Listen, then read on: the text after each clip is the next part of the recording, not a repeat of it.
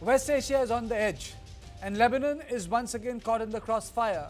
As Israel expands control in parts of South Lebanon, old questions are resurfacing. Can a security zone really bring stability, or are we seeing a repeat of history? Hezbollah remains at the heart of the crisis, but can it ever be demilitarized, especially as long as Iran is backing them? With tensions rising, fears of prolonged conflict are growing. Is this a war with no clear end in sight? To decode the crisis and its wider implications, we are joined by Khaled Zein Eddine, a political analyst and journalist from Lebanon. Thank you so much for joining me, Khaled. My question to you is history repeating itself, where Israel went on to occupy parts of Lebanon from 1985 to 2000? Good afternoon. Thanks being with you. Of course, now we are with an open war between Islamic Iran Revolutionary Guard and Israel on the Lebanese land and the cost of Lebanese blood.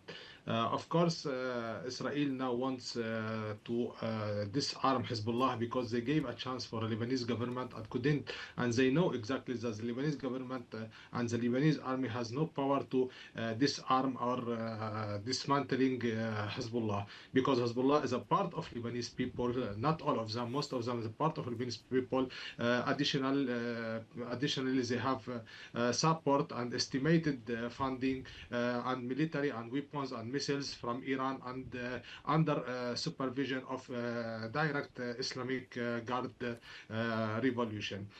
For now, Israel is working on other strategy. Now they are protracted on war of attrition. Protracted war of attrition will lead to displacement the thousands of population of Lebanese people from the southern to internal cities of Lebanon, to Beirut, to north, to other cities. This will reflect on the Lebanese society in culture and economic and social and security. This will lead to an internal conflict, an internal civil war, similar to civil war which Khaled, my question is very simple. Do you think that Hezbollah can ever be demilitarized? Is it a possibility? This is a great question, but briefly, it's 2 points. I told you, through protracted war of attrition, which will make a civil war in Lebanon, create, or Iran. Second point, Iran aspires to be a regional country, and Iran has a popular force faction in Iraq, and has Fatimiyun, and has Hezbollah, and has Houthi, and they are a great cards with Iran on the table of negotiation with United States of America and Pakistan. They will use it, and they must use it as a bullet, and they must burn it because of Iranian influence in the Middle East. Okay, now this brings me to another question. Do you think that this crisis will continue because the Americans are not part of the negotiating table as of now, because Iranians are not going to be there? So there is a bit of a crisis there. Both of them have taken a very tough position. Sure, because now it's a conflict of influence. Iran aspects to be a regional country in the Middle East, and this will lead to weakening of Israeli influence and Israeli power on Lebanon and on the region. It's a conflict for future, for industrial, for economic, for threatening the future of Middle East. For this reason, I don't think the war will stop, because the war and negotiation will be until Iran will disarm all their proxies, all their arms extensions, until will stop establishment around the military zone and the security zone around Israel, to not use it as a geographical guard against and security guard against Israel in the future. Are we looking at, Khaled, from the perspective of Beirut? From the perspective of Beirut, are we looking at a long-term Israeli occupation of the Lebanese territory around Litani River? Of course, Israel will not be bad. Israel will make a security zone to save the north people of Israel from the north side. So why do you think Israel wants to keep it? Because last time they had to leave it because the attacks continued. Uh, the casualties were higher on the Israeli side. That is why they vacated those Because positions. they know Israel that the Islamic Revolution Guard, they are on south of Lebanon. They invested in many years because following of Al Taif agreement in Lebanon, the Lebanese leaders used Al Taif to destroy or undermine the constitution, to undermine the foundation of the state, and to make their own states, and linked Lebanon to original projects, to original agendas. For this reason, Iran invested in Hezbollah and influences in Shias, political influences, especially Hezbollah, and they are on the border with Israel, and they are geographically beside Israel. They can attack anytime. They can send for them anytime messages to make Iran stronger on with the negotiation. But when you said the Hezbollah is very deeply invested in Lebanon, are you saying that it's next to impossible for Hezbollah to only function as a political party? But even then, Hezbollah will have a very radical point of view against Israel, not accepting its existence. Hezbollah is not only military. Hezbollah is a big investor. Estimated funding of Iran in with Hezbollah, it's around $1 billion yearly. And Hezbollah, when Hezbollah involved in the war in Syria and in Iraq, Iran occupied 4 capitals, and the head of Revolutionary Guard of Iran, he told that we have already controlled 4 capitals in Lebanon, Syria, Iraq, and Yemen.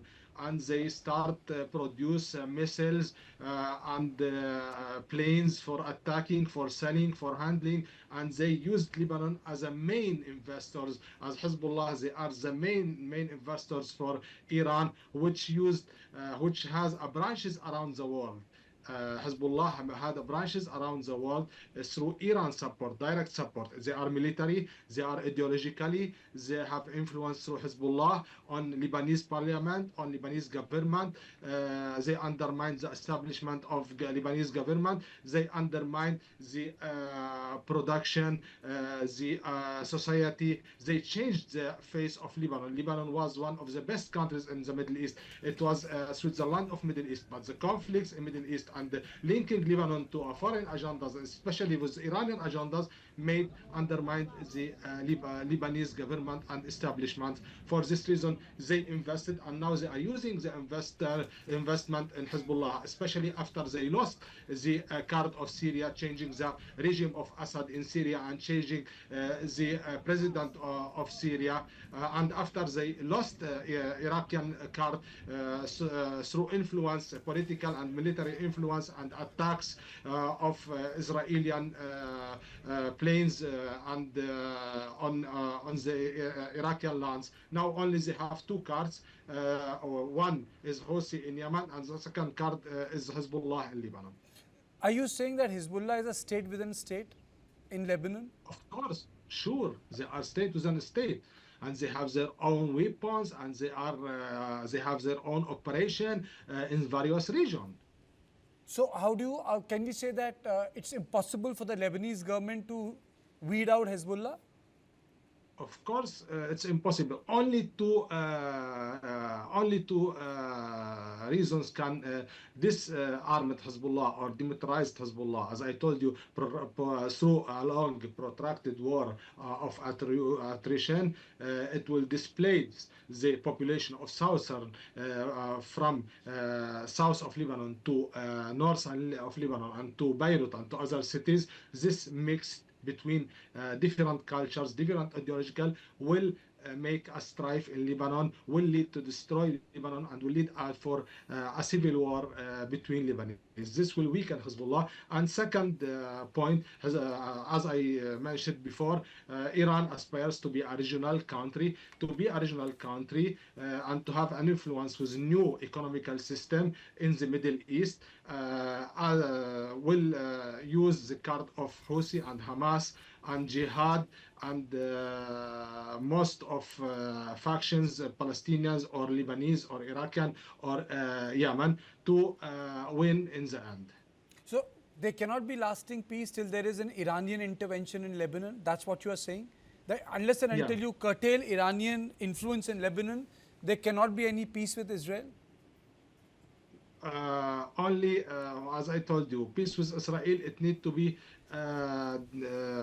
it need first to disarm all factions, all military factions, and to be back to judiciary, to legitimacy, that the decision of war and internal and external defense must be in the hand of Lebanese government. In such situations, the government will decide the peace with Israel and the negotiations with Israel, agreement with Israel. But most of Lebanese people, they want now a peace with Israel. Okay. So what's your assessment of the talks that happened in Washington? What are your sources saying? Where did the talks go? Because obviously it didn't lead to a resolution, but it led to sort of a ceasefire. So what's your larger assessment of the talks in Washington? We have a fragile ceasefire because the president and government and prime minister and even head of parliament, they are trying to have a direct negotiation under supervision of America, United States of America, with Israel direct. But Iran, they are using their investment in Lebanon through Shia political influence to connect it with Iranian negotiation in Pakistan.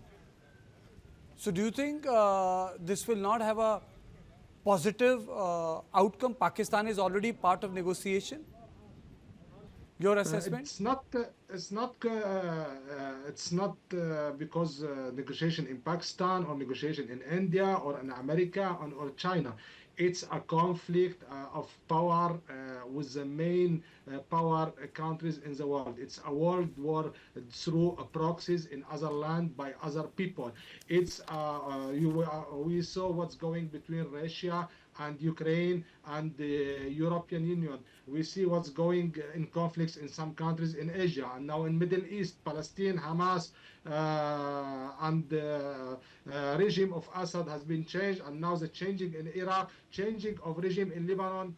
It's a global and international war by proxies, by arms, by extensions, and Iran are using Shia's political influence in the Middle East to threaten the stability of economy for GCC countries and for the Middle East, and exclusively for Lebanon and Iraq and Yemen. Because if Iran will lose the card of Lebanon and the card of Yemen will not have any influence except missiles and except the nuclear program.